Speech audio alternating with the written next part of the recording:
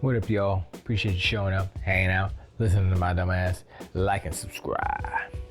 So, I recorded a video the other day about the Xbox outselling the PlayStation 5 in Japan for the fourth time this generation. And that's not a big deal, but it is a big deal. That video got, for some reason, the audio did not work. And so I was like, But, so I'm gonna redo it now. And basically, once again, it's about the bad news forever plaguing Sony now, this generation. The only thing that the donkey, unicorns, and the ponies can even glom onto are console sales. Oh, we're still number one because we sold the most consoles. And every other metric, they're losing. They're not in first place, but they sold the most consoles. You know who else sold a lot of consoles in the 80s? And who are, I think, they may have been accused of fudging the numbers. I think it was in the 90s, or maybe it was in the late 80s. Nintendo. And you know how they did that? From my recollection, was that they actually bought back a lot of their stock and counted them as sales. That's how they got around. I don't know if that's getting around. That's just like fraud, basically. Who's to say Sony isn't doing the same? It's hard for me to believe that Sony is selling so. It's not because the casuals have glommed on to the PlayStation 5 as the default system, but things are changing, and the casuals, or the people who thought that PlayStation was the default console of video games, is starting to see the light.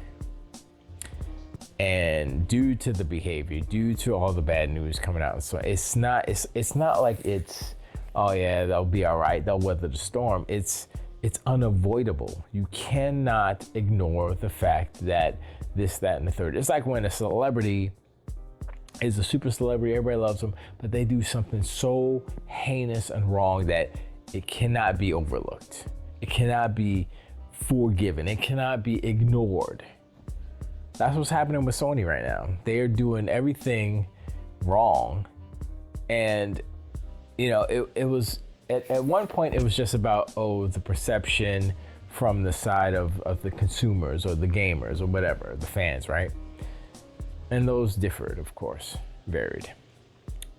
But now, it's inner turmoil. It's the studios being angry at Sony, Bungie, and I think it was just, but it wasn't, but I'm sorry, Naughty Dog being like, yo, we don't like what's going on, blah, blah, blah. And then the rumor is that, Sony countered their whole threat to leave, because I guess they can. I did not know this. Well, I guess there is something in the contract that says that, stipulates that. But like Naughty Dog's like, yeah, we're gonna bounce. And then Sony's counter to that, the counter to the dissatisfaction of their bestest studio is, we're gonna shut you down. That's the counter threat. I'm like, if that isn't a red flag, if that isn't a, oh my gosh, this company is crumbling at the foundation, I don't know what is. Of course, that's scuttlebutt. Who knows if that's actually real? But imagine if it is. And then people are like, oh, doom and gloom, all these naysayers. No. This is like common sense, not doom and gloom. You look at it and it's like, yo, the sky is blue. That's what it is. Yo, Sony's in trouble. That's what it is. Now people will say, what do you mean trouble? What do you mean? They have the best selling console of this generation. They're number one. That's the go-to. But you look at the actual facts, which is they're spending more money and making less profit than their number one competitor, according to them, which is Xbox. which does not make them look good, which makes the shareholders of Sony stock extremely angry, especially because of the fact that they have been losing their wealth, the worth of the Sony stock has gone down since, I guess, the beginning of this generation. And I can't remember what it is now, the total worth of the company, but it's less than 90, it's 90 something billion, but it was it was over 100 billion before. And so it's going down, downward trends. And it's not because the economy is this way. No. They raise prices on everything. They are making money on their product, and yet and still, they're still not making as much profit as Microsoft. I mean, look, I don't have answers because I've been in the game. I've been in the video game, being a fan of video games for most of my life, probably 40 something years.